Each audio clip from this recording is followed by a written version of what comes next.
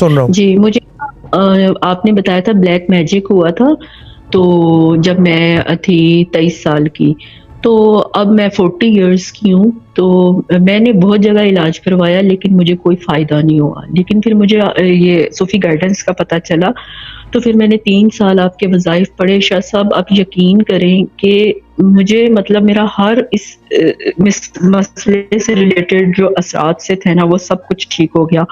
नींद नहीं आती थी, रात को थप्पड़ पड़ना, ख्वाब उल्टे-सीधे आना और डर लगना, और आपने बताया था कि बहुत मतलब सब किस्म के असरात थे मुझ पे, तो वो अल्हम्दुलिल्लाह उससे ठीक हो गए।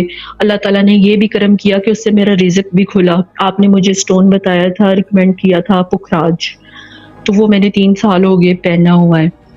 तो उससे भी मुझे बहुत मतलब ना मेरी लाइफ़ काफ़ी बेहतरी की तरफ आ गई।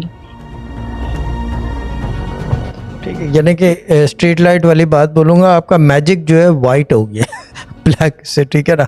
और दूसरे ये कि ये जी, पत्थर ना उतारना, ये जो पुखराज है ना, यह आपको जी, माफिक जी। आ गया है, राज आ गया है, ना किसी को बताएं, ना दिखाना, यानी कि होता है ना अंगूठी दिखाना, ऐसे करके नो, अच्छा, अच्छा, किसी को दिखाना भी नहीं है। ठीक।